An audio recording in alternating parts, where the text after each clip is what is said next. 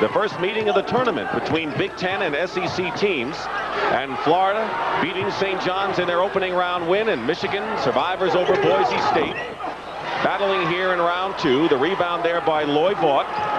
Florida is only 3 for 13 shooting thus far, and it's been an inside battle, Bill. Inside, and Michigan is dominated in every phase of the game. Florida only one shot and getting it inside, and we see right there Vaught with the offensive board. This is where Michigan is strong, and this is where Norm Sloan said that the big people of Florida would have to come to play. There is Sloan, the 61-year-old head coach. He's got Dwayne Shinsis at center, Livingston Chapman, and Dwayne Davis has come in off the bench for the Florida Gators. We have a foul on Mike Griffin of Michigan. The Wolverines have failed to get beyond the second round the last 3 years in this NCAA tournament, and Bill Frieder would like to advance. We'll be back.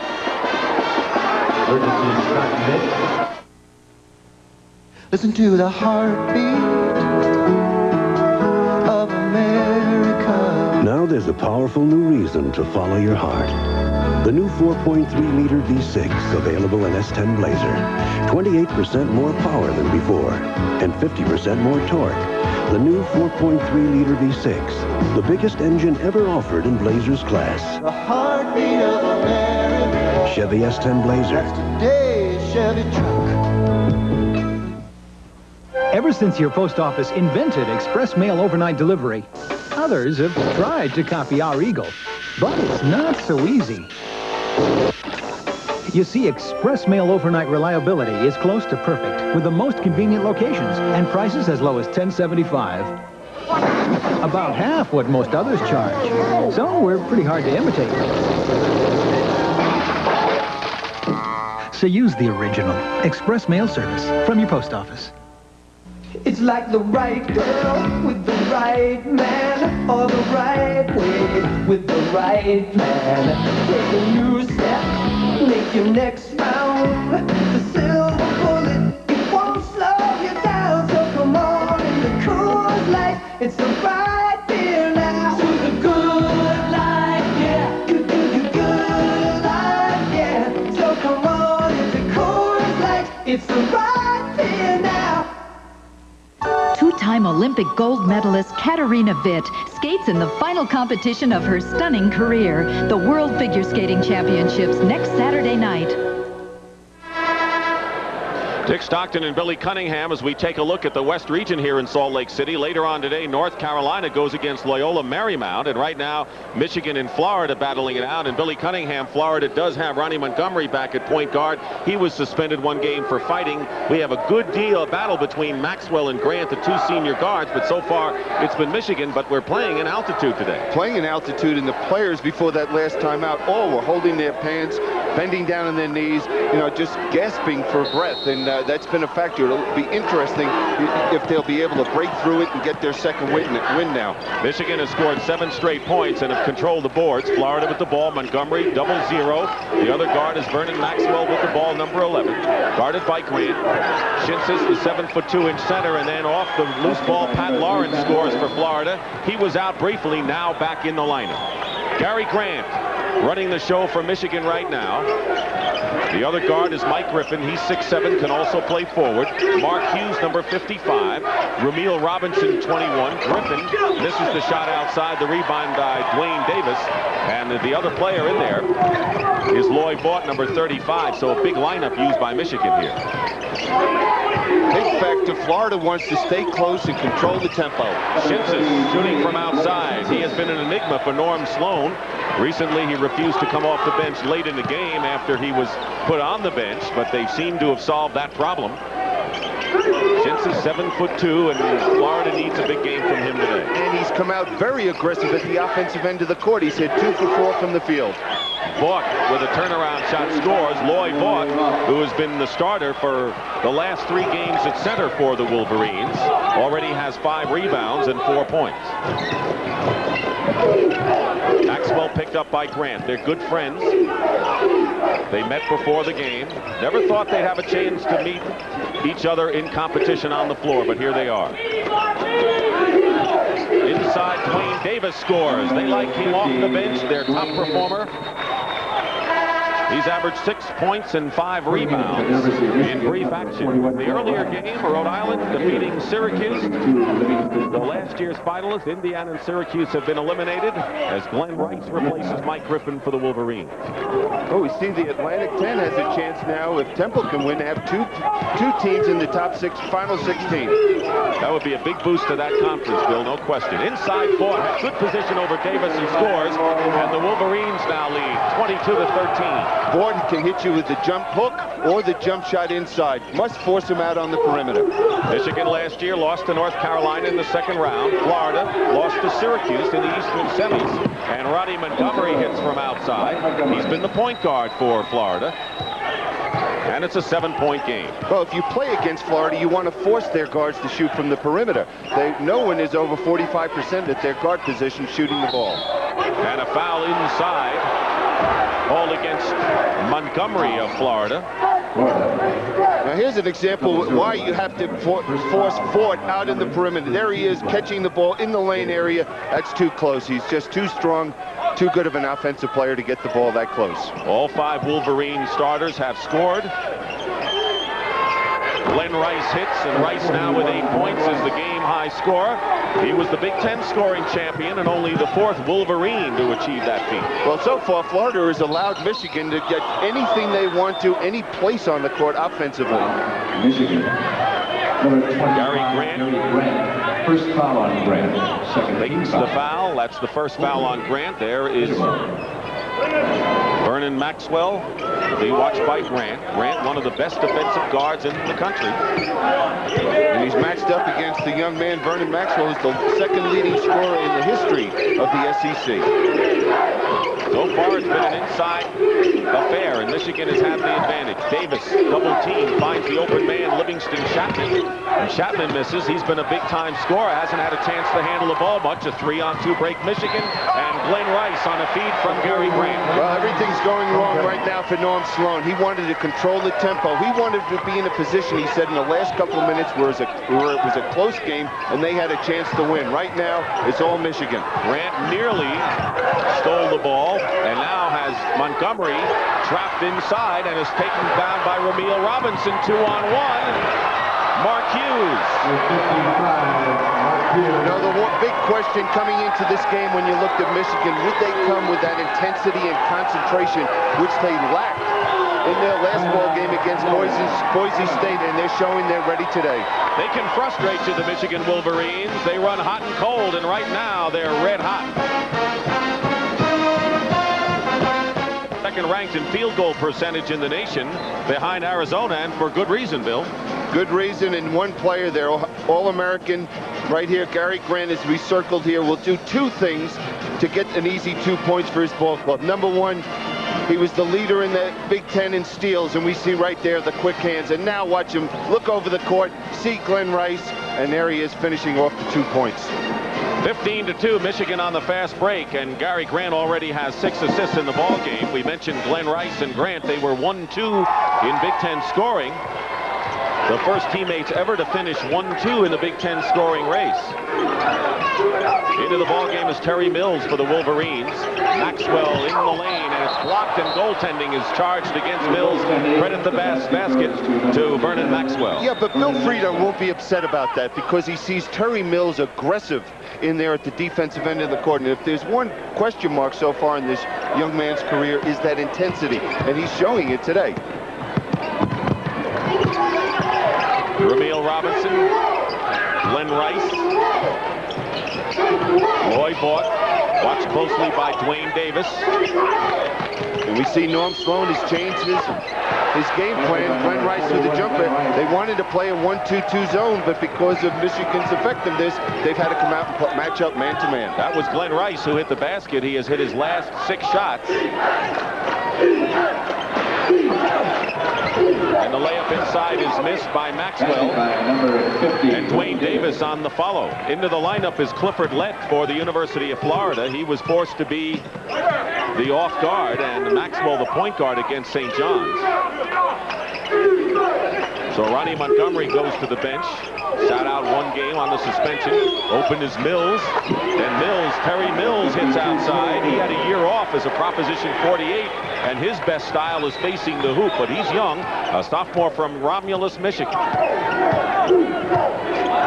Vernon Maxwell, the senior from Gainesville. There's Shinsis from Brandon, Florida. Missing outside was Livingston Chapman, and the rebound into the hands of Gary Grant. And Chapman just can't buy a basket. Glenn Rice in the corner hits. Glenn Rice has scored 14 points, near his season's average of 21 plus. They're on fire. They're hitting from the outside, the inside, getting out, running on the break. Shinsis with a good inside move, nothing there, and the rebound by Loy Vaught.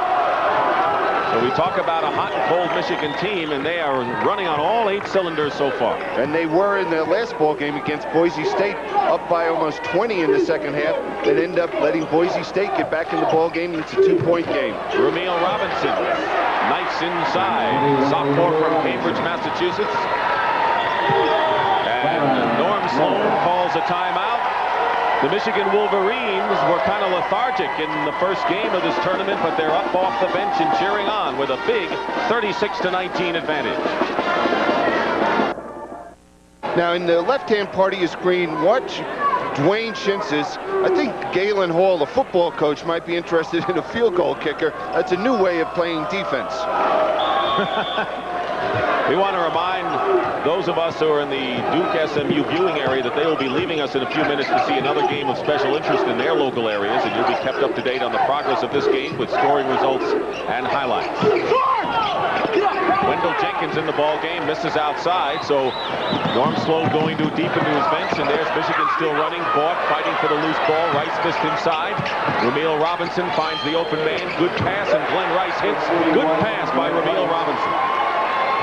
So the beat goes on for Michigan. They lead it now 38-19. They have doubled the Florida scoring output. What is Norm Sloan to do here? He's got to make a decision. Do we all of a sudden have to pick up, put more pressure, and get in a running game with this team? Or do we say, hey, we'll hope they'll just collapse a little bit and lose that intensity? Vernon Maxwell hits from the corner. He was the hero against St. John's. His 3-point field goal with 5 seconds to go enabled the Gators to move to the second round.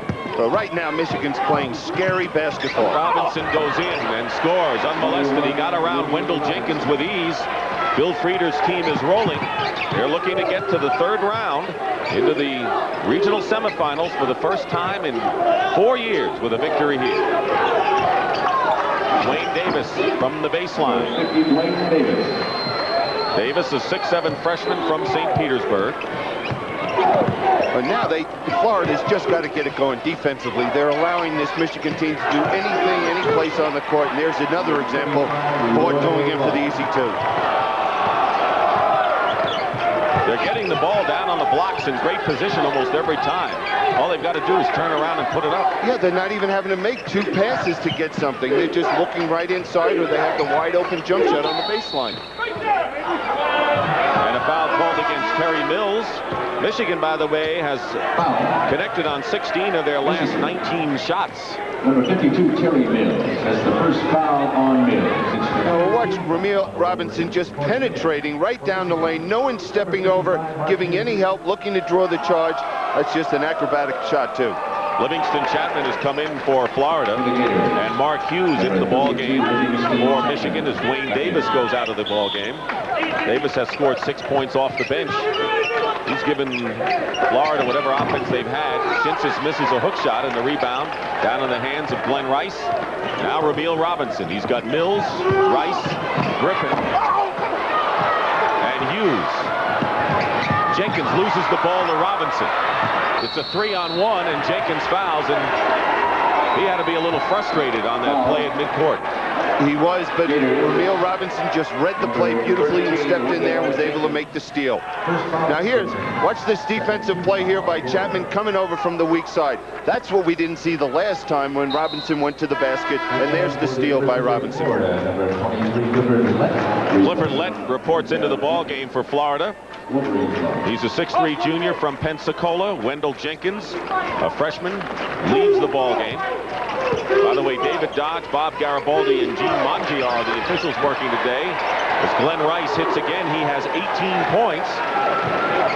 41, Glenn Rice, just a junior from Flint, Michigan at 6'7". And the Michigan front court has done a number on the Gators. Maxwell and led at guard. Lawrence, Shinsis, Livingston, Chapman. Hasn't had a chance to do much, Chapman, today.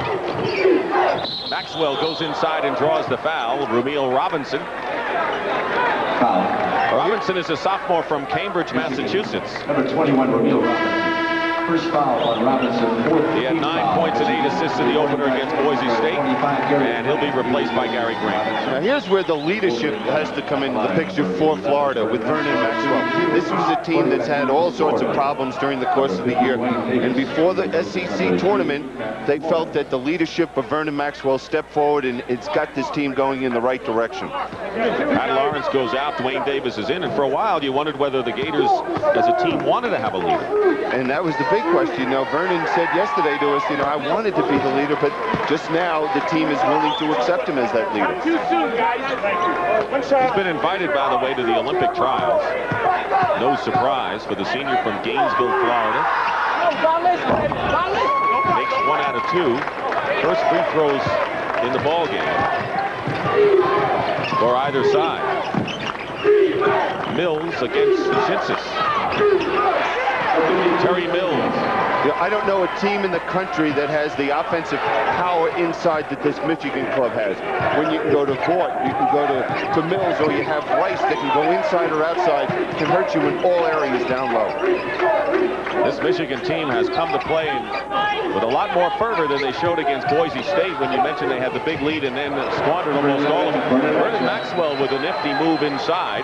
Maxwell has 10 points to lead the Gators, who trail by 20. Gary Grant setting a screen was Hughes, and it's picked off by Shinsis. Errant pass by Shinsis, careless throw, and Grant recovers for Michigan. Yeah, that Grant's groin injury does not appear to be hampering him today. Not at all, and as he hits there, Grant with 8 points in the game. Not much for Norm Sloan to do, but just look. I think he may be at this point resigned to what he's seeing. There's certain things you have control over as a coach over there on the bench, but when a team is hurting you offensively like this team, you just have to smile. One shot and that's it. Shinsis misses and Rice with the rebound, and Michigan's calling the tune. Here's Hughes. And when that happens, almost everything goes in. Not that time. And a foul called against Florida's Clifford Lett. Florida is struggling from the front line. Chapman 0 for 5. Shinsis is 2 for 7. That's exactly opposite to what Norm Sloan had anticipated if the Gators had a shot in this game. Yeah, and they're getting hurt more at the defensive end of the court. This Michigan team is just taking it to them. The big people, their guards are going to have to do something, either come back and give some defensive support, or they're going to have to just front these people on Michigan because they're just getting the ball too close to do anything defensively. You saw Memphis State with a lead over Purdue. Grant wide open. Mark Hughes. The rebound is by Ronnie Montgomery. Griffin gets back defensively. He's a big defender there, and a foul against Michigan inside. That's the 15 foul against Michigan. Florida has committed 3, but none of those numbers mean anything the way this game has gone thus far. Well, Michigan's come out and they've dictated how this game was going to be played. They said, hey, if we're not going to let you slow it down and run the clock down, the 45-second clock, and try to make this a close game. And we see Florida now is responding. They're looking to run. They're going to try to get more aggressive defensively. Mark Hughes committed the foul, his first of the game. Shinsis goes out. He has scored 4 and replaced by Vernon Maxwell. So a smaller lineup used by Norman Sloan. Probably going to look to trap anytime they score. So with this quick lineup, trying to get this Michigan team at least thinking when they get to the offensive end of the court.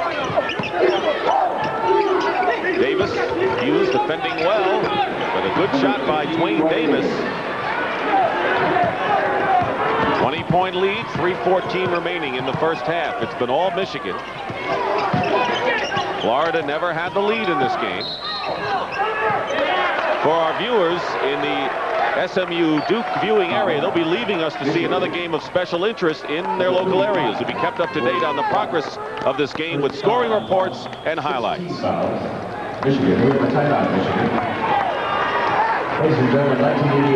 Timeout call. The Michigan Wolverines are leading 48-28. Michigan and Florida, the first time these schools have met. And Florida actually had good success against Big Ten schools. They won against Ohio State and Michigan State with ease. Last year they knocked off Purdue before Syracuse ended their hopes. And Monty Tao, assistant coach for Florida, felt that they had the answer to beat these Big Ten schools. But Michigan says, we have the answer how to beat the SEC schools. Really, right now, let's take a look at what's been happening in the East region, where we've already had several surprises. Indiana, of course, knocked off in Hartford, Connecticut yesterday. Rhode Island has upset Syracuse here, so Rhode Island will go to East Rutherford and will move into the Eastern Regional semifinals against the winner of Duke and SMU. And Rhode Island had scored an upset knocking off Missouri in their first-round game. I don't know how much of an upset that is. I've seen that team almost beat Temple twice this year, almost beating them in the finals of the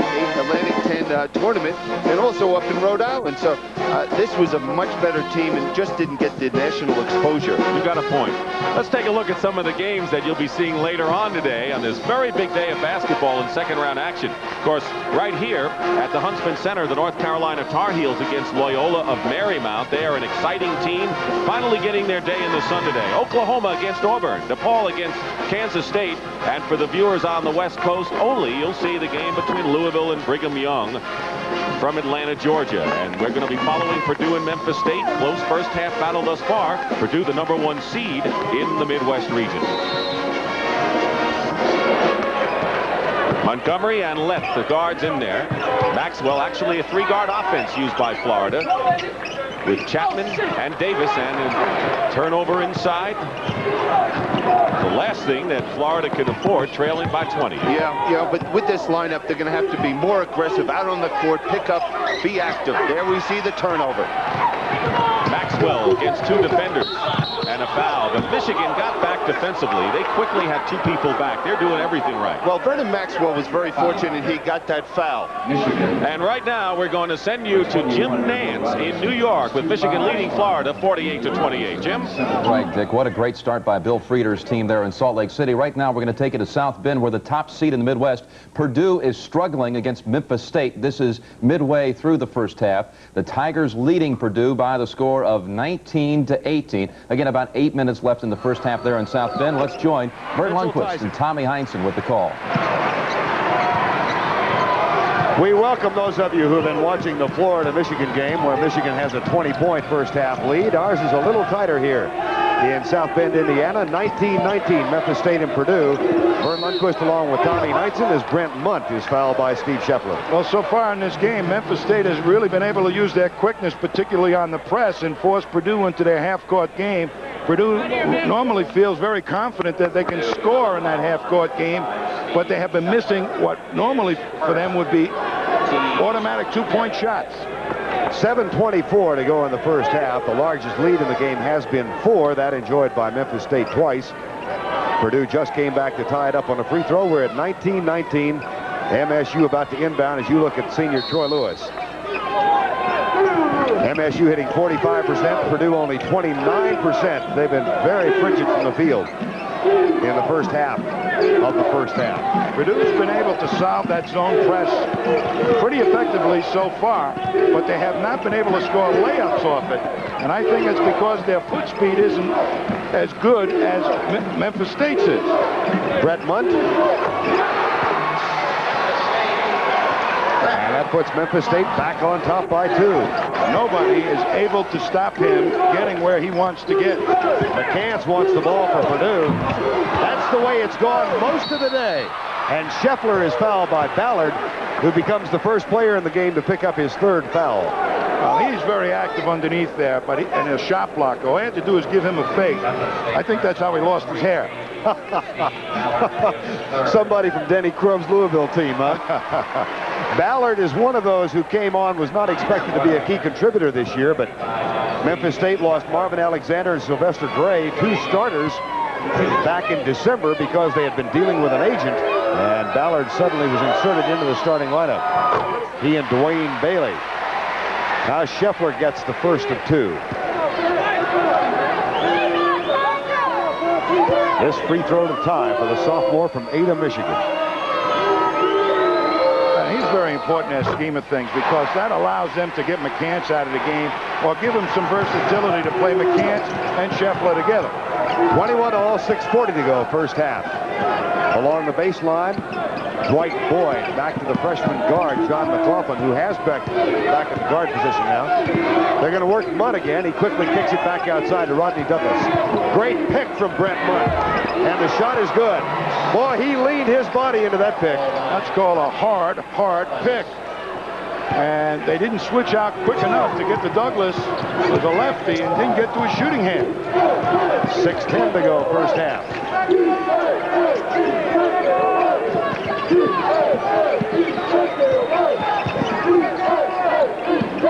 Underneath the McCants, they try and work it, finally get one. And they're shooting a second man right at McCants every time he catches the ball. And he's eluded it, but has not been able to make the shots. Having a tough day shooting. McCants had 26 in the first round win against Fairleigh Dickinson. He's got 6 this afternoon. Tied at 23, 5:38 to go, first half.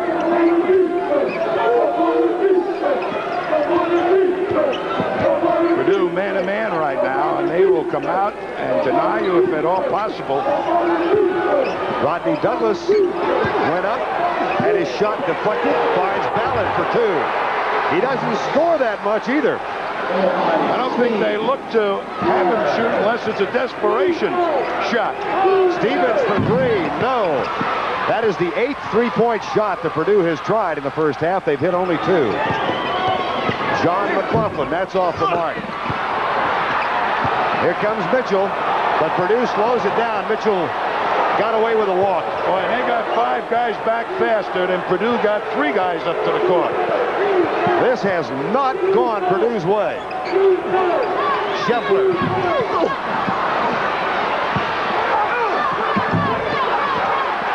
On the third try, Scheffler gets the follow shot. Well, they all went for the shooter, and that left the weak side uncovered for the offensive rebound. Boyd, foul by Everett Stevens.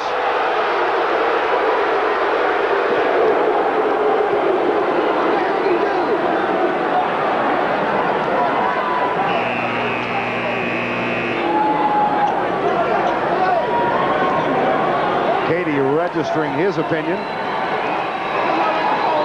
And John McLaughlin goes to the bench.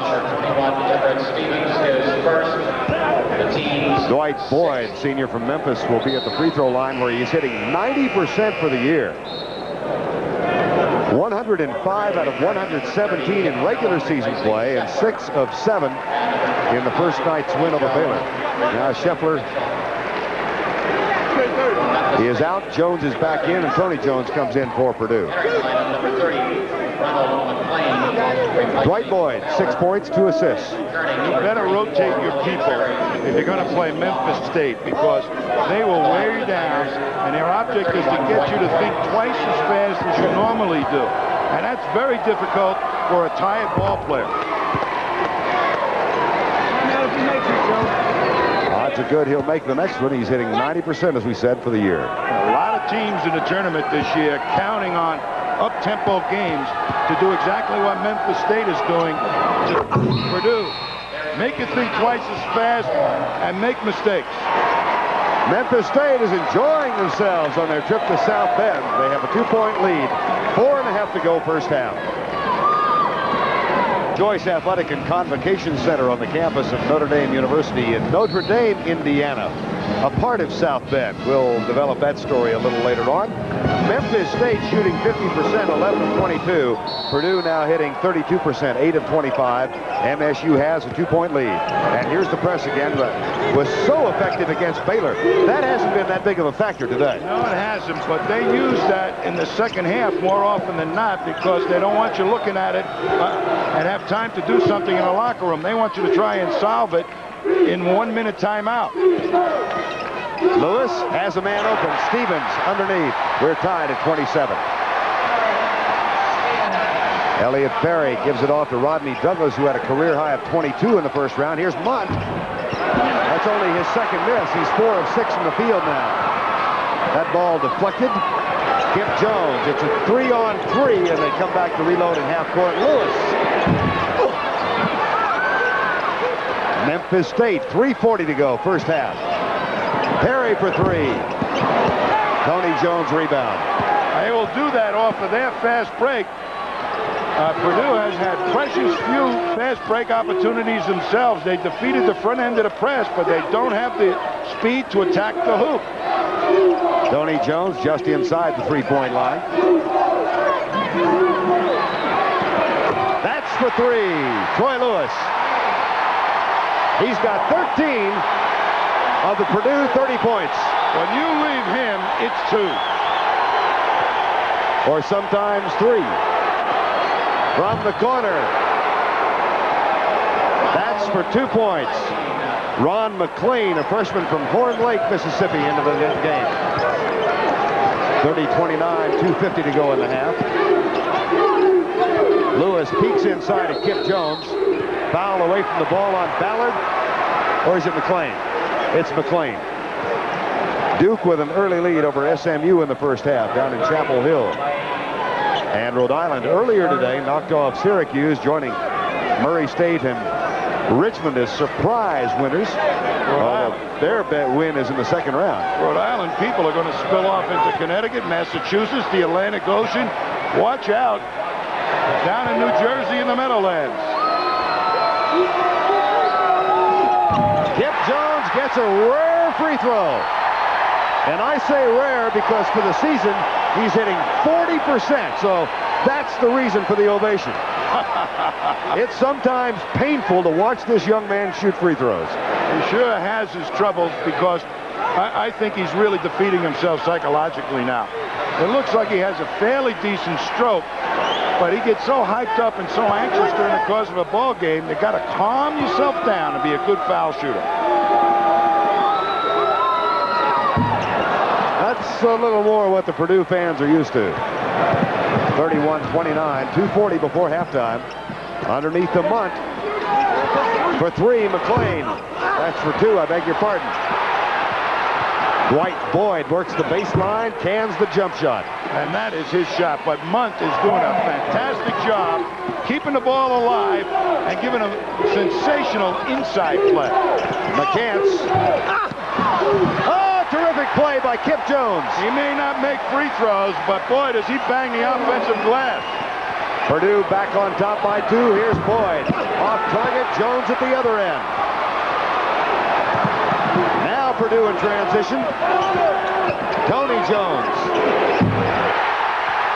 Good outlet pass by Kip Jones to get that thing started. That's what Purdue needs more of. Get their fast break going. They got lots of open shots and they can hit them normally. Largest lead of the first half for the Boilermakers. And it's only 4. McClain.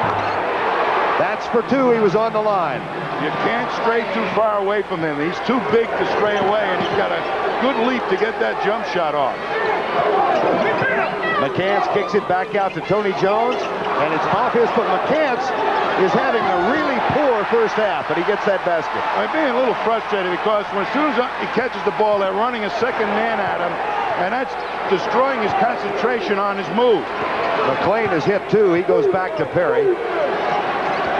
1:05 to go first half. Foul on Melvin McCants.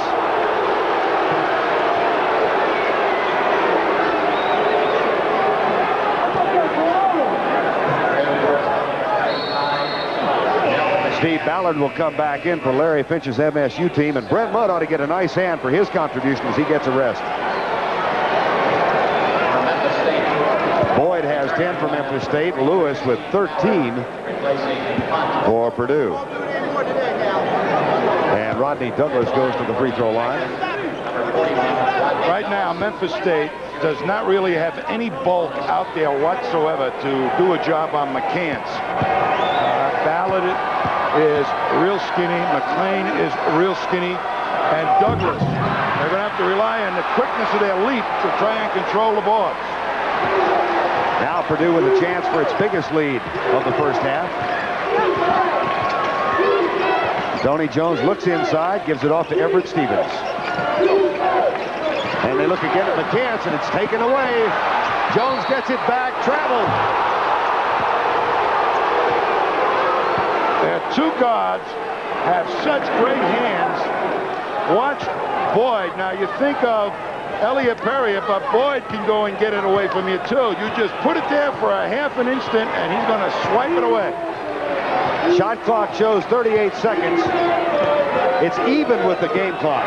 Here's a steal for Kip Jones.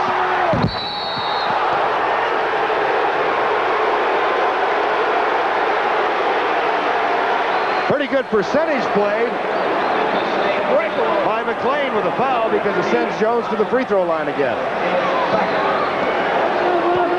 Right now, you're going to see him going to the hoop. He's got pretty good speed, but McLean really just goes up to try and block it. Normal collision, no problem. Kip Jones did a nice job of picking that off, though, the denied defense. He's got his feet working on that defense right now, and his hustle on the defensive glass has also helped this Purdue team.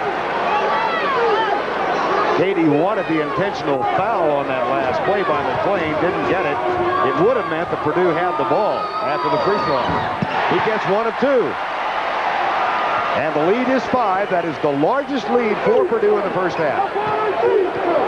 Final 24 seconds. Look underneath to Rodney Douglas.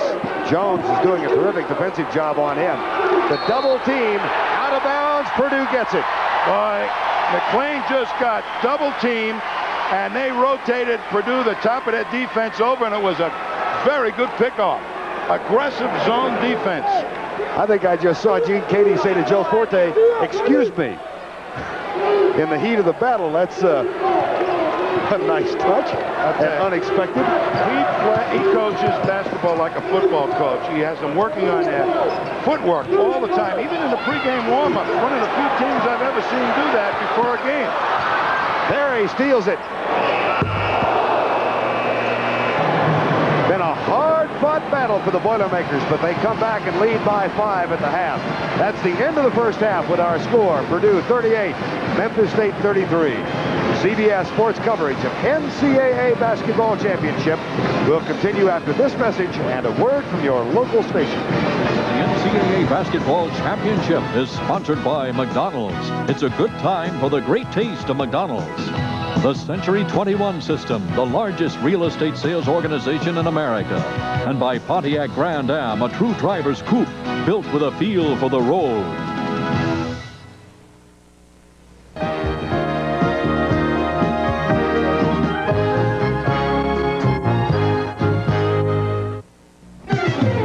For fun in the sun fashion, it's Jansen Swimwear from Rogers Department Store.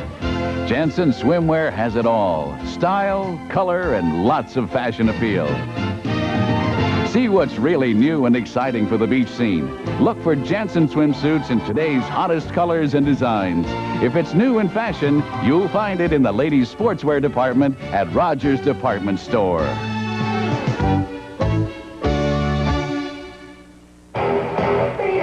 In a back-and-forth basketball game at South Bend, top-seeded Purdue with its largest lead of the first half, with that 5-point lead at the intermission, 38-33.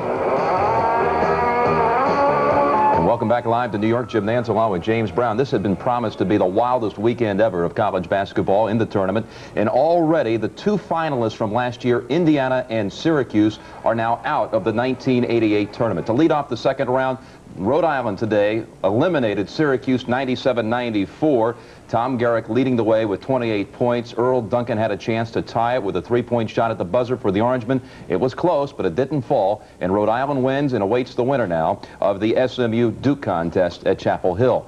Florida and Michigan. That game is just about ready to start the second half. The Wolverines went out and shot 68% from the floor in the first half. And Glenn Rice with 18 points. Michigan leading Florida by 19 in that ball game. Now, those of you in Florida and in the state of Michigan, we will be taking you back shortly for the conclusion of that game from Salt Lake City. James, what about Duke and SMU? ACC tournament champion Duke is not having an easy time of it down there with SMU. As a matter of fact, the quick pace that SMU has been keeping up has really kept Danny Ferry from getting into that game, and we're going to get a taste of that action down in Chapel Hill, North Carolina, and we'll join our announcers Brent Musburger and Billy Packer to see what's taking place. Another audience joining us. Well, welcome those of you who have been watching the Big Ten champions, Purdue, take on Memphis State, and that's a good one. We'll be sending you back for the second half. We'll get you up to date here SMU and Duke are tied. This is Thomas of SMU at the free throw line. It is 18 all.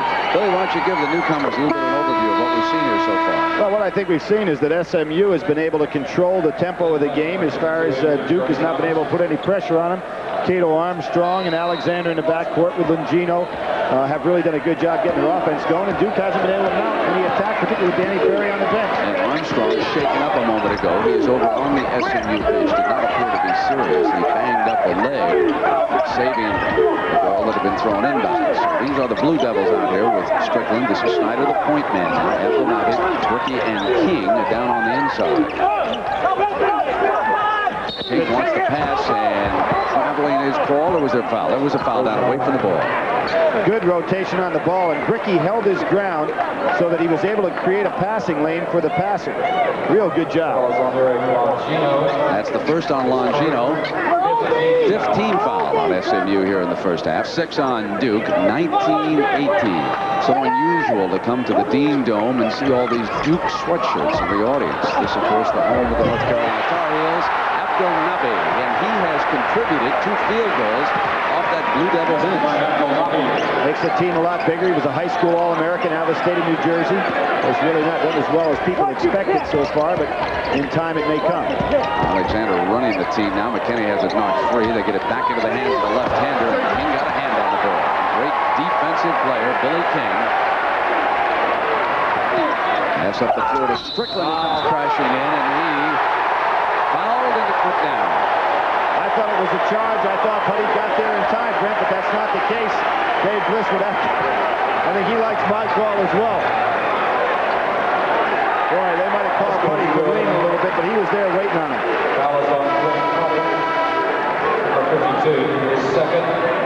The winner of this game will take on Rhode Island next Thursday night up in the New Jersey Meadowlands. Rhode Island upset Syracuse in our opener here this afternoon. And out west, Michigan has been doing a job on Florida. If that holds up, that would advance the Wolverines out to the western region in Seattle, and they will take on the winner of the North Carolina Loyola game, due to start later this afternoon. Brent Strickland, second leading scorer on this ball club. He went into a little slump earlier this year. Last year, he was really trying for playing time, but extremely good offensive performance. Well, they need this young man who was checked back in. That's Cato Armstrong. Duke has built its biggest lead, making mistakes now. King with another fine defensive effort, draws the foul.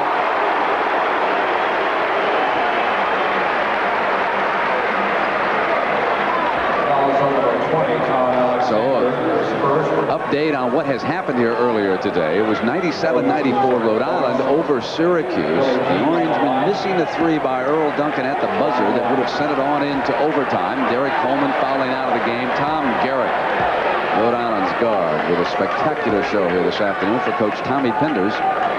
Rhode Island now has won 2 games, the first 2 in history of the NCAA tournament. And it's the first time an Atlantic 10 team has ever been to the Sweet 16. And they can get a second one, as tomorrow at noon, John Chaney and the Temple Owls will see if they can advance, taking on Georgetown. That'll be up in Hartford. Billy King with 4 free throws in a row. That has to be an all-time record for him. Duke perfect at the line. 8 of 8 in the first half. Danny Ferry much more aggressive coming out defensively now. Maybe getting into the ball game a little.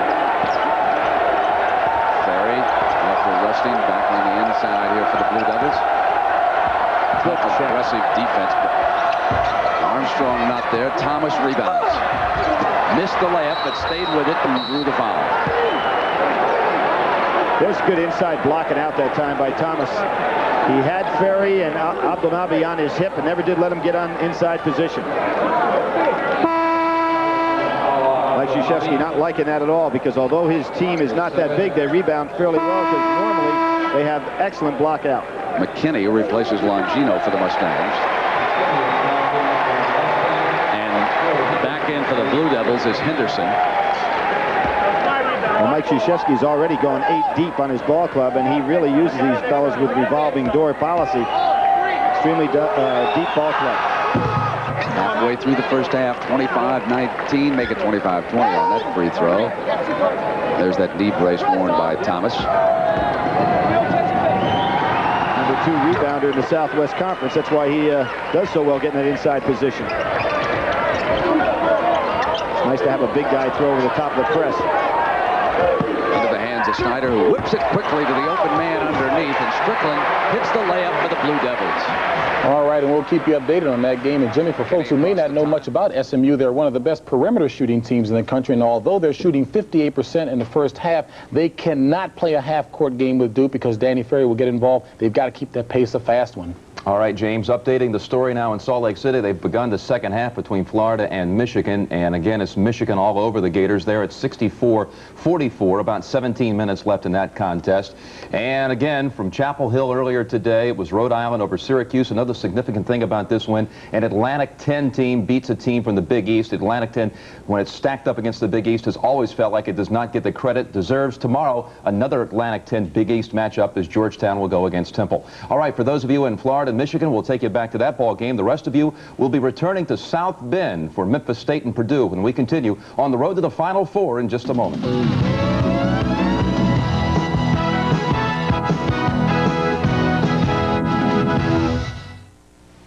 Some people believe that drugs and alcohol guarantee a good time. They think they're too smart to become dependent on drugs. Or if they drink a little too much, it doesn't matter. Well, it does matter. If you are into drug and alcohol abuse, you'll end up paying a high price. And not just in money. Ask yourself if the so-called fun is worth the loss of your self-respect, your health, your future, or your life. This message furnished by the NCAA. Well, I began my undergraduate education at the University of Utah, and I finished at San Francisco State. They didn't offer baseball scholarships at San Francisco State. It was a state school, part of the California State University system. And I went on my own and played baseball for the love of the game. I think college, and especially college athletics, was valuable in from the standpoint of developing some leadership characteristics, which to me are essential in my line of work now. The environment that is created when you're involved in college athletics is such that you're cast in a mold, in a role of becoming a leader, whether you want to or not. Some people are up to that task and others aren't. And it's kind of the beginnings of developing some leadership characteristics that become very valuable later on in life. This message furnished by the NCAA. Again, welcome back to New York. Jim Nance along with James Brown. 16:05 left in the contest, and again, it's Michigan all over Florida. The Gators' defense just non-existent today. 24-point lead for the Wolverines. We'll send you back out to Salt Lake City. Dick Stockton and Billy Cunningham after this message and a word from your local station.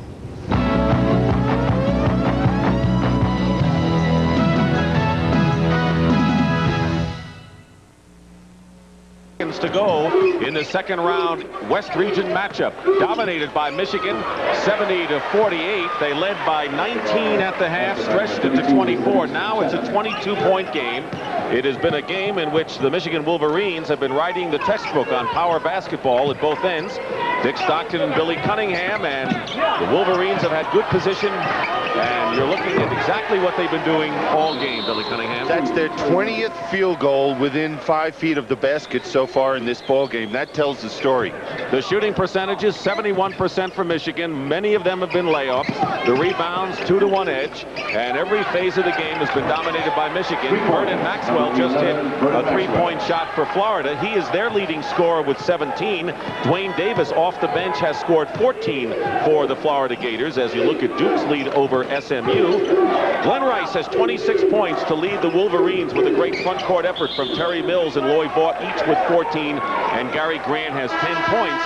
There is not one phase that Michigan hasn't dominated so far as Clifford Lett comes into the ball game. Not much Norman Sloan has been able to do in this one. No, he's looked for every possible combination, but nothing has worked. He's had a quick lineup in there. He's had his big lineup in. He's gone to zones, man-to-man, a little trapping. Nothing has worked for the Gators today. Mike Griffin, 6'7", Grant with the ball now, watched by his good friend, Vernon Maxwell. Two good senior guards, and Hughes loses it out of bounds. Michigan is shooting 72% today. Bill Frieder's team shot 66% Thursday in their opening round victory over Boise State. If there's one question, and the only hope right now for Florida is that Michigan loses that intensity that they've had throughout this ball game. They lost a little bit against Boise State. They were up by 18 points, and it came down to the wire. So far, Michigan shows no indication of that, however. This is Ronnie Montgomery, the point guard, and Clifford Lett is fouled and will go to the line. 13:46 remaining. Michigan. There you're looking at Lloyd Vaught, who is coming into the ball game, and Mills goes out. Are you surprised? I guess you wouldn't be, because Michigan, Billy, has the ability to play like this. The question is, they run hot and cold, and you never know which Wolverine team's going to come out. You don't, and I think I'm a little surprised, though. I thought that, you know, Michigan had the talent.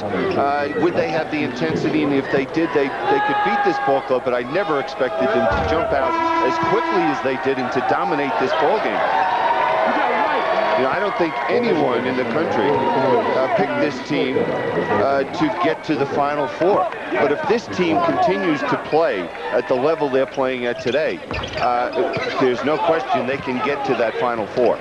It's a 20-point lead. Steve Stoico, a 6'9" senior from Bay Village, Ohio, outside of Cleveland, has come into the ball game, and Florida starting to pressure in the backcourt, trailing by 20 points.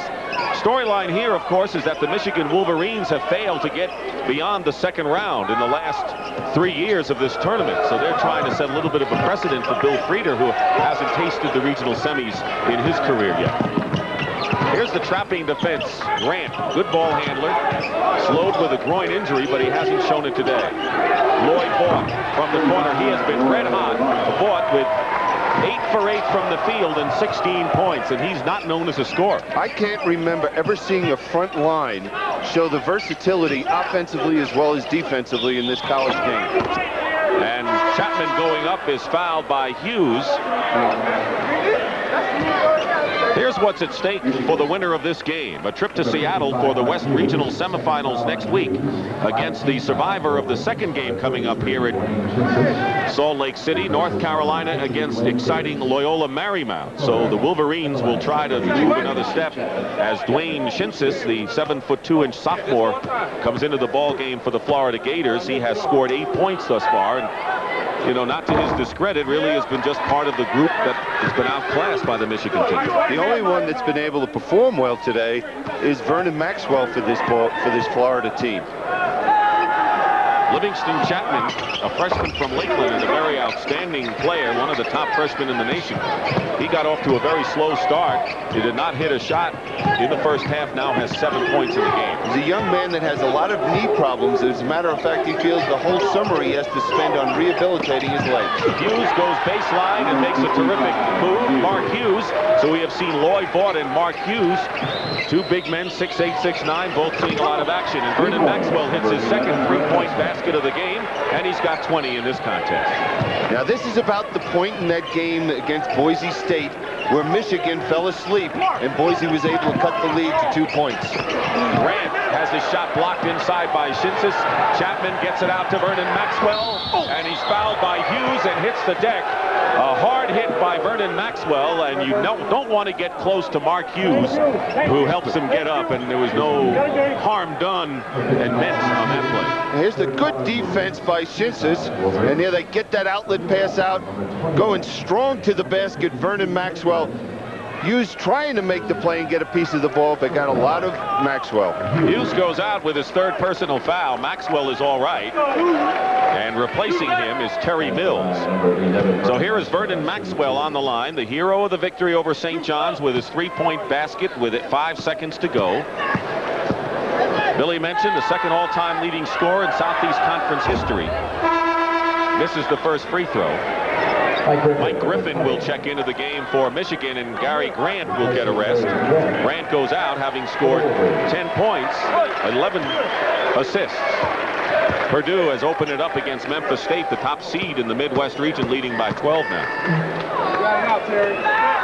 Again, this is the point in the game where Michigan started going a little one-on-one, got a little lazy at the defensive end of the court in their last ball game. Are they going to be able to sustain this intensity? Rumeal Robinson, number 21 with the ball. Mills in there, and a whistle and a foul away from the ball. It's against Michigan, and it's against Mike Griffin. The lead right now for Bill Frieder's team is 19. That's the advantage they had at the half. And if the Michigan Wolverines, as you say, continue to play like this and sustain for the rest of the game, they've got to be a threat in Seattle. Not only in Seattle, how about Kansas City? You've got a good point. Michigan already with 17 fouls, and the bonus for Florida. It'll be a one-on-one situation, and Ronnie Montgomery will go to the line. Montgomery, back starting today, he was suspended for 1 game. He took a swing at a Georgia player in the Southeast Conference semifinal game. He led the SEC in assists. Florida seeded 6th coming in, and Michigan the 3rd seed in this Western region. Misses the front end of the 1-and-1. Griffin the rebound. Here's Rumeal Robinson. Good feed to Mills. Shinsis was there, and a foul called against Shinsis, who led the conference in block shots. Later today, the much-awaited match between the Tar Heels and the Lions of Loyola Marymount, Oklahoma and Auburn. Oklahoma top seed in their region. DePaul faces Kansas State. And for the viewers in the West Coast only, it'll be Denny Crum's Louisville Cardinals against Brigham Young. Montgomery out of the ball game now and is replaced by Clifford Lett for Florida. Michigan hasn't gone to the line much today, which is an indication of perhaps of what Florida's defense has meant. Well, they didn't go to the foul line at all in the first half, and what it means is that they're getting very easy shots. And when they do get the shots in the paint, the Florida team is not contesting them, not being aggressive at the defensive end. Mills with the 2 free throws has 16 points, 4 more than his season's average. And a 21-point lead for Michigan. Lett looking inside for Dwayne Davis. They swing it to Maxwell, and Maxwell against the double team misses. And there seems to be 3 white shirts around 2 orange shirts, and caught on the feed from Rumeal Robinson. And this team is double teaming at the right spots defensively, getting out on the break and filling the lane. And it's an 80-57 bowl. Shinsis. 10 points for Shinsis.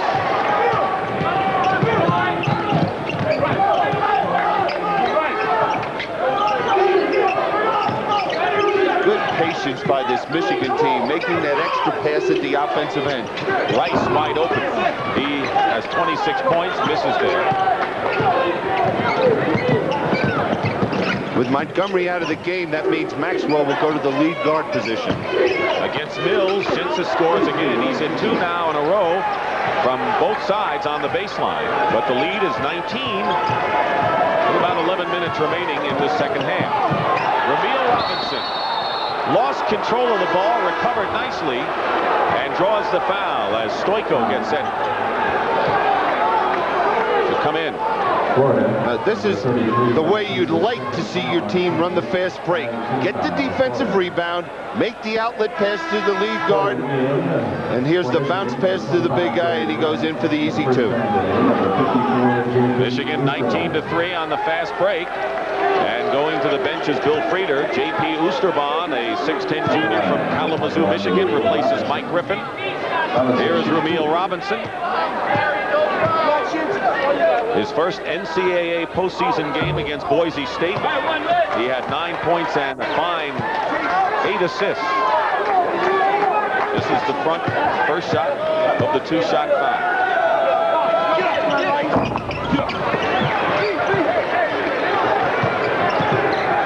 Florida trailing by 19. Purdue leading by 11. Duke up by 12, and an offensive foul called against Florida. That was the elbow by Clifford Lett. Norm Sloan is second tour of duty in Florida, as you know. The only head coach in the NCAA field with a chance to win 2 titles with 2 different teams, but that's like sand in the hourglass. Yeah, right now. Filtering away. It sure is. And of course, that last team that won it was in 1974, that North Carolina State team. Oosterbaan in good position goes out to Rice. That's an inside-out play, and Rice now with 28 points. But notice where Oosterbaan got the ball so deep inside. So deep, and you don't see small forwards in college basketball with the versatility of Glenn Rice, who can just hit the 18-foot jump shot, standing still, will go inside and just power the ball to the basket. Vernon Maxwell. And the loose ball, and great play made by Mills. He gets it out to Ramil Robinson, 3-on-1. Good passing. Robinson is fouled. Michigan could have done just about anything they wanted in that situation, and Robinson will shoot a pair. Here's Pat Lawrence, who will check into the game for Florida. All academic SEC the last 2 years. 17 Now the question, watch this move right here by Vernon Maxwell. Watch the outlet pass that we're going to see. Mills falling out of bounds, still able to find Robinson and leading to this fast break. Davis with his second foul, and here's Ramil Robinson, sophomore from Cambridge, Massachusetts. It's the first. Remarkable story for Ramil Robinson. As Griffin comes into the ball game, he was abandoned by his mother at age 12. His dad had passed away earlier.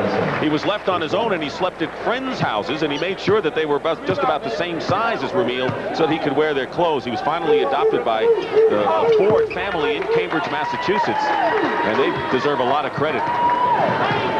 Quite a young man. Under 10 minutes remaining, and Michigan foul against Robinson. Michigan. 4 fouls on Ramil Robinson. Florida shooting better now than they did in the first half, but if you look up at the scoreboard, they've got a long way to go. Well, they just can't match baskets at this point. They have to be out there creating turnovers and getting some easy hoops and at least getting Michigan to think a little bit out here. They're just on such a roll, and everything is flowing so easily for them. You saw Ronnie Montgomery, who's looking to get back into the ball game. Meanwhile, Mark Hughes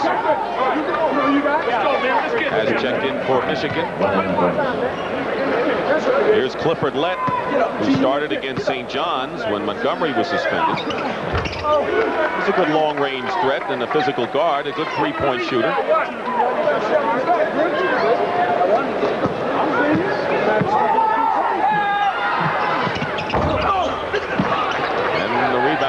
Shot by Terry Mills. Mills has played a fine game today for Michigan. Oh, he was a highly recruited young man out of Michigan, and maybe the #1 recruit in high school. This kid averaged 27 points a game, nearly 15 rebounds, and 7 block shots a game. So you can see why he was so highly recruited. Led is all over Griffin. Oosterbaan now moves to the outside, guarded by Lawrence. Florida in the man-to-man defense. Grant gets free at the top of the circle and hits. Gary Grant now with 12 points in the game. We want to remind you that coming up in the second game here in Salt Lake City, it'll be the North Carolina Tar Heels against Loyola Marymount. They beat Wyoming in a thrilling, high-scoring affair. And what will North Carolina have for them? The experienced team under Dean Smith. Davis, no basket inside, and a foul called against Michigan. I think Ronnie Montgomery's been waiting a long time to get back in this game, and he started it again, and he's now waiting for that opportunity. Now he can come in. And Glenn Rice also checks in for Michigan as Oosterbaan leads. Basically, Bill Frieder's been using 7 men, and he has the luxury of going deeper into his bench in the big league. You know the scary thing for the teams in the Big Ten, there's only one graduating senior out of those 7, and that's Gary Grant, their All-American. I also believe for this team to move on to Kansas City, they're going to need that leadership from Gary Grant. Somehow he's got to step forward and make sure that his team is ready to perform for 40 minutes with that intensity they've been able to show us here today. Well, Grant has scored 12 points. He had been struggling lately, shooting under 40% with that injury.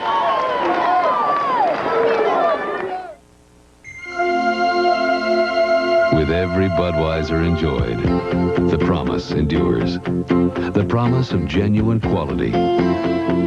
Quality you can taste. Clean, crisp, Beechwood aged, Budweiser. Always certain, always satisfying. Because we know you wouldn't have it any other way. That's why this Bud's for you. Saying goodbye to a car you've owned for years is a lot like saying goodbye to an old friend. But if it's a Mercedes-Benz, there's always this cheering fact to consider.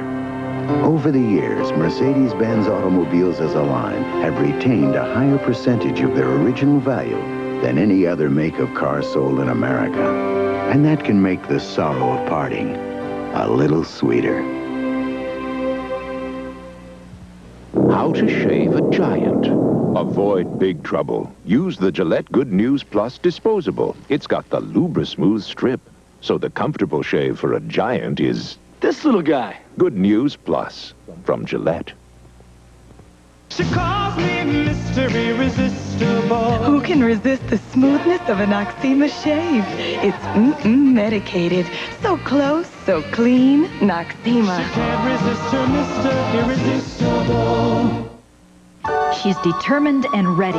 And now Debbie Thomas gets one last chance to dethrone Katarina. The World Figure Skating Championships next Saturday night. The Michigan Wolverines, as you know, have a history of fizzling in this tournament. They've lost in the second round the last 3 years. And Bill Frieda, their head coach, was sensitive to that when he addressed that issue yesterday. This is the 4th straight year we've been in the second round, okay? How many teams have been in the second round of the NCAA tournament the last 4 years? Probably not a whole lot. A hell of them, not very many. So I'm proud of it. Well, the answer's 10, and he should be proud of this team very much so, Bill. Playing excellent basketball. There's the pressure by Florida, the trap, three-quarter trap. Griffin gets it to Gary Grant going down the middle. Chapman is there, and Griffin scores and draws the foul as well. Florida has thrown everything at him but the kitchen sink, and that's not enough against this Wolverine machine today. Well, Florida came out of that timeout with the trap, but Michigan was ready for it. Excellent move by Grant going to the basket. You know, Gary Grant, as a sophomore in high school, fell and broke his wrist, and his dad, Reverend Grant, was at the ball game, and since that point has never gone to a Michigan ball game and just sits at home and watches them play. Were you telling me your mom saw you play your first game? Yep, we lost that ball game when I was in college. Some alumni said she was bad luck. Never showed up for another one until I turned pro. She thought she was bad luck. Well, Grant fouled on the steal and fouled and will go to the line. 8 minutes and 44 seconds remaining. Ronnie Montgomery committing the foul, and Gary Grant goes to the line. Waiting in the wings are the Lions of Loyola Marymount, and what a tremendous story that is. Coaches yesterday during the press session were all talking about Loyola and their sizzling style. And they are exciting. It was very funny, too, around the Michigan Ball Club yesterday. All they were talking about, boy, wouldn't it be great to play against Loyola? We can run and do what we'd like to do on the basketball court. They may get that opportunity, but first, Loyola's got to beat North Carolina. Shinsis on a feed from Vernon Maxwell, their version of the alley-oop, I guess, with a 7'2" Shinsis. Good back screen by Montgomery, freed up Shinsis. Duke widening their lead big now to 52-35 over SMU. All of the major conferences have done very well in first-round play. The Big East, the ACC, Big Ten, and the SEC only suffered one loss going into the second round. Of course, Syracuse lost today, so that's 2 losses for the Big East. Terry Mills going in. Shinsis, good defense inside. He's played well defensively, considering. He came out ready to play. He was the one looking for the ball in the low post to start the ball game. It's just been they've come into this ball game and they've reached a team, playing a team that's just playing great. They tried the lob pass from the other side. Didn't work. Wayne Shinsis.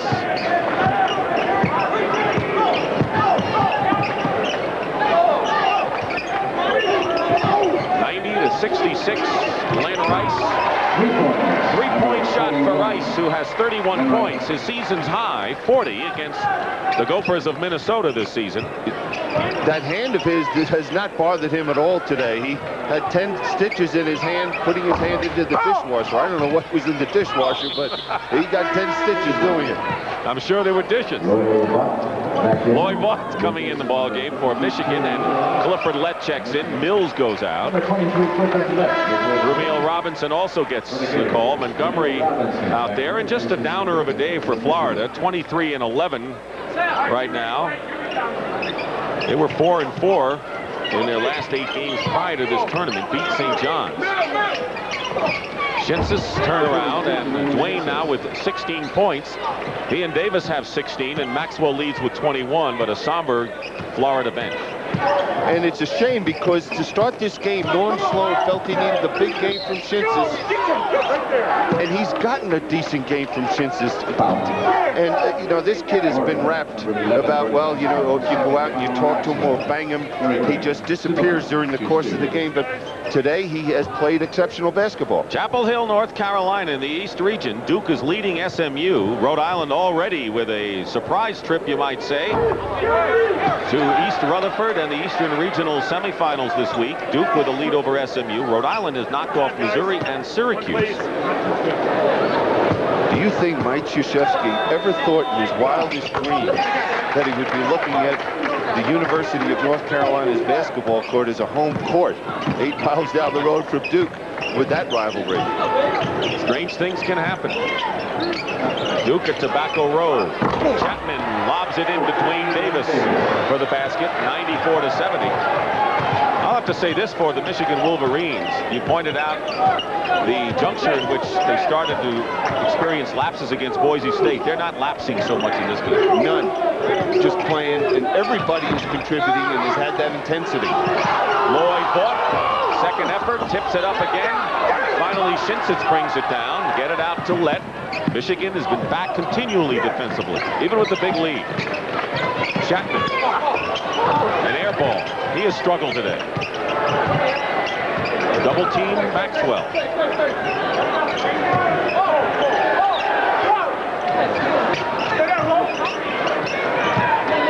Here's Lett.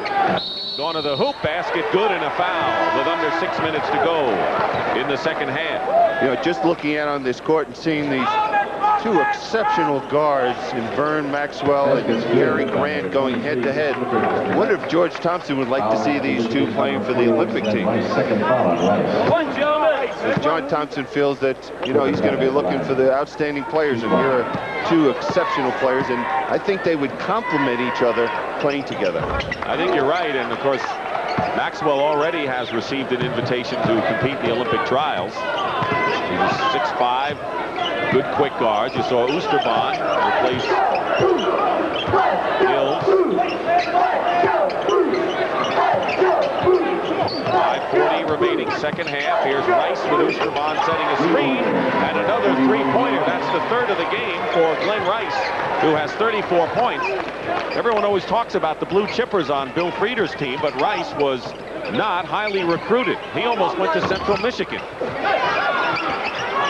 Shinsis, and Vaught gets the rebound for the Wolverines. Looked like he might have been hit in the face. He was, and there's an official's timeout. Appears to be all right.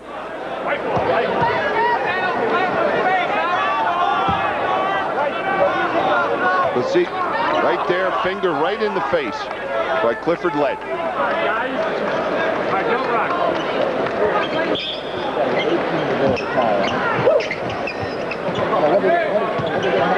We want to welcome those who have been watching Duke with their lead over SMU at Chapel Hill, North Carolina. This is Dick Stockton and Bill Cunningham. We're in Salt Lake City, Utah. Gary Grant just turned the ball over on an offensive foul, but basically Michigan has played the tune to that story. 68% shooting, a 31-19 edge off the boards. A great game for Glenn Rice, 34 points. As the Michigan Wolverines have just dominated Florida from the start of this game at both ends. Clifford Lett gets a layup inside and shoves Lloyd Vaught as he comes out.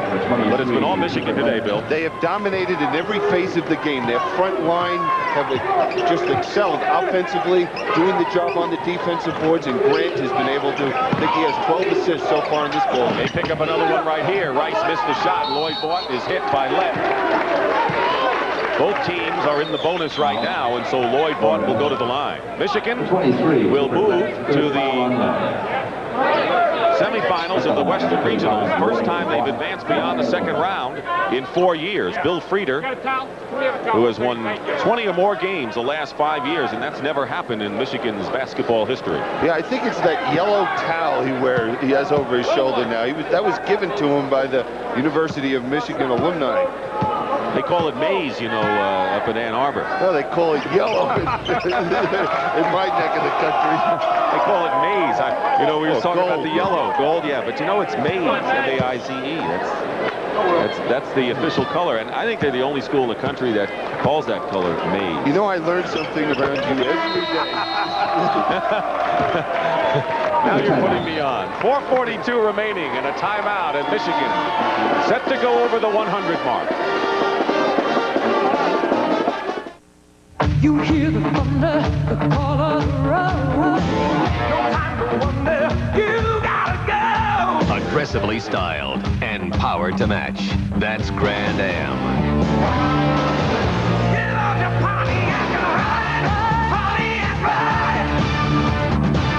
And now, with $400 back direct from Pontiac, you can really cash in on Grand Am excitement. Get on your Pontiac, rebuild excitement. It's the same old line I fall for every time. Just as good, only cheaper. So, it's 5 minutes before the market closes. I'm on the phone waiting for it to ring, watching my hair turn gray. Waiting. I can't get through. Without AT&T, you're twice as likely to get a busy circuit. One of these days, you'd think I'd learn. AT&T's worldwide intelligent network. Because we know it's not just long distance. It's your business on the line.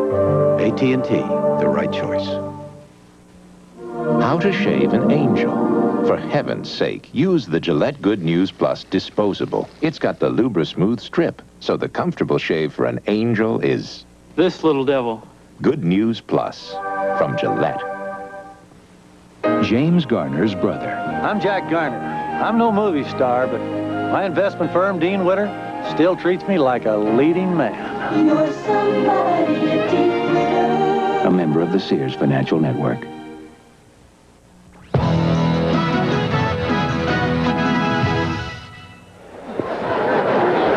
Today, second-round action in the Southeast region will take place at the Omni in Atlanta. Good games. Oklahoma against Auburn and Louisville against Brigham Young. The big question in that Oklahoma-Auburn game is Auburn going to be able to counter the pressure by that outstanding guard line of Oklahoma. Vernon Maxwell gets the basket, and the foul is called as well against Rumeal Robinson of Michigan, and he may have fouled out of the ball game. That may be 5 on Robinson. Counts by number 11, Vernon Maxwell. Bill Frieder looks like his game is all tied up the way he has his tie untied, holding onto that towel and questioning people around the bench. Well, you know how important this must be to Bill to get to that next level, something he's never been able to achieve since he's been at Michigan.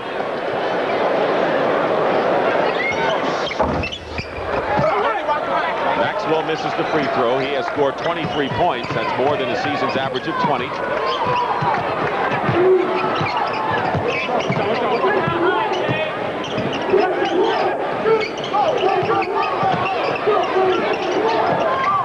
Chapman makes a good defensive play, knocking the ball away. And here's Maxwell in the open court. Robinson picks him up. Lett there, and a good feed and a basket. I'll tell you, that's a fine basket by Clifford Lett because he had Glenn Rice all over him. Well, he was trying to take the foul there, Rice, and somehow Lett was able to get the shot up towards the basket, not only get it in. Now watch, Rice comes over here, realizes he's beat. He's trying to just take the foul. Lett just threw it up there. So Clifford Lett will try to complete the three-point play. And now they're checking at the table before we I don't know if this has anything to do with Rumeal Robinson. We thought that he had committed his 5th foul. He remained in the ball game, so perhaps our information was not right. Preceding foul went to number 21, Rumeal Robinson. It was his 5th foul. And now they have corrected it. So Rumeal Robinson did indeed pick up his 5th foul and foul out, although no one caught it, and they allowed him to remain in the ball game. It's a good thing this game wasn't a tight duel. They should have come over and asked you. At the other side of the table, Bill. So Rumeal fouls out with 8 points and 7 assists. Sophomore from Cambridge with a lot of good basketball left in him at Ann Arbor. Here's Lett trying to complete a 3-point play with 4:10 remaining. 99-79, a 20-point lead. Michigan will advance to 26-7 on the season. Michigan should just use a little bit of this 45-second clock, wind it down as much as they can before they look for their shot. Chapman committing the foul. Kirk Taylor is into the ball game for Michigan, a 6'3" freshman from Dayton, Ohio. Lloyd Vaught, however, will go to the free throw line. At the line, number 35, Lloyd Vaught. Vernon Maxwell ending up his career, scoring in double figures for 108 consecutive games. Second all-time leading scorer in the SEC to Pistol Pete Merritt. Well, with Vernon Maxwell, they've been able to establish Norm Sloan a basketball program at the University of Florida. This year, they've won 23 games. That ties last year's great season. Second year in 2 years running that they've been to the NCAA tournament. Never done before at the University of Florida. So the basketball program has been established with Vernon Maxwell at Florida. They sure has. Lett goes in and misses Taylor the rebound, and they have really packed the O'Connell Center down there in Gainesville. It was an empty place many years ago, and Norm Sloan kind of changed all that. Rice finds Mills. Fake on Shinsis. Crashing the boards is Dwayne Davis, and they'll call the foul against the Florida Gators. Well, a little more of that from Florida earlier in this ball game. It might have been a little different. Make the foul called against Michigan. The North Carolina Tar Heels have come on, and by the boos that we hear, we might figure out that the fans here in Salt Lake City may be on the side of the Western Loyola Marymount Lions in the second game. Well, anyone that got a chance to see them play 2 nights ago have to become a fan if you're not from the University of North Carolina because of their exciting basketball. And they're the Cinderella team right now in the NCAA tournament. Dwayne Davis with 19 points. He's a freshman and playing tremendous basketball. You're going to be seeing a lot of him down at Florida.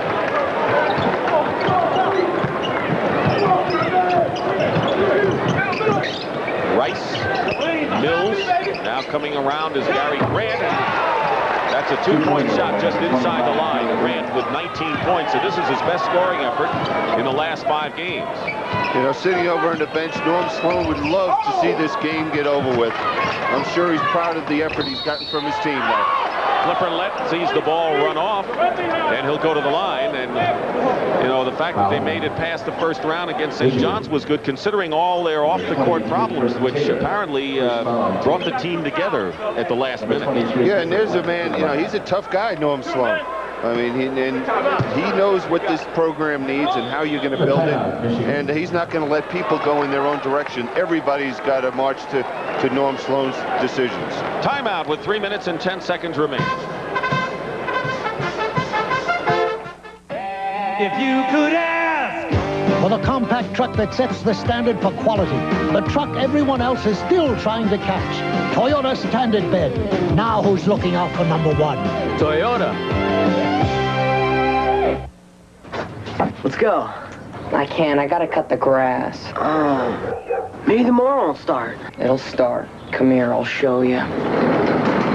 Oh, no. Oh, yes. Only Toro offers the GTS guarantee. Your GTS engine will start on the first or second pull for 2 years, or Toro will fix it free. Hey, Eddie. Yeah, Dad? Come here. Oh, no. Oh, yes. Other Toro mowers start at only $299.95. Here's to the winners, those mountains. Here's to the miracles they make us see. Holiday Inn welcomes you, the people who know that winning at life is working hard at it and living it fully day after day. Here's to the winners, all of us can be. Holiday Inn salutes you. Here's to the winners. We're on your way. If you could ask for the four-wheel drive family-size 4Runner, named #1 in customer satisfaction for 2 years running, Toyota 4Runner. Now who's looking out for #1? Toyota. We're back at Salt Lake City. They've been running like the Lone Ranger today, haven't they, the Wolverines? They've been light on their feet. They scored only 63 points in the victory over Boise State. Their second lowest total of the year. They had 64 against Arizona, but they're back in high gear in this one, leading 103-81 with 3:10 to go, and Dean Smith is getting revved up, I would say, for the big game against Loyola Marymount. Well, he knows what he's in for. It's a team that he's never seen anyone run and play their style of ball in his 27 years of coaching. That just tells you something about what the next game is going to be like. There you see, sitting right in the midst of the Loyola Marymount team. North Carolina's already gone to their dressing room. 103-82 the score here. Michigan and Florida. At the outset, looked like it would be duel of inside players dominating, and Michigan just took it from the get-go. It never looked back. Florida never had the lead. Michigan led by 19 at the half and has widened it. Taylor, and there's Grant. Lloyd Vaught saves it. Tremendous hustle by Michigan, start to finish. Taylor misses. The rebound is by Davis. Here's Maxwell. And tipped away by Gary Grant. This Michigan team is answering a lot of questions. Davis will slam it in. But this is a team with a big lead that has not relaxed for 1 second in this second half. Yeah, and you got to take your hat off to Bill Frieda, because I was very disappointed in the play of this Michigan team against Boise State. But, you know, he came out at the press conference yesterday, said, hey, I was pleased the way we played. You know, you people are wrong. And he just had his team thinking very positively, and that's been a factor, I think, in the way they've performed today. Using as much of the clock as they can, Michigan. Glenn Rice, big game with 34 points. Wolverines losing to North Carolina in the second round last year. Tar Heels will be coming up next, and Michigan will move on to Seattle as Glenn Rice with 36 points in the ball game. He came in averaging 21-6. And Purdue will also advance. So the #1 seed, Purdue, moving on. Shinsis wide open, tries a three and misses. And it's out of bounds. And now wholesale substitutions. Oosterbaan returns to the game. Mike Griffin comes in for Michigan. And also in is Steve Stoiko. Kirk Taylor sits down. And Terry Mills also goes to the bench. Michigan, down the stretch, won 7 of their last 11, but they lost 2 to Purdue, and they lost to Illinois and Iowa. Some questions about the Wolverines, but they've been solid here. How about the game for Lloyd Vaught, who's gone out of the game today? Just everybody, you know, it's almost impossible. I know Rice has had such a big game offensively, but to pick a player of the game, you know, you could take any one of the 5 Michigan Wolverines. They've played that well. Minute to go, driving the baseline, off the hands of Stoiko, and Florida has it. Lloyd Vaught, we talked about, 22 points and 14 rebounds for Lloyd Vaught. And no basket. Vaught, by the way, wanted to play football, played very little basketball.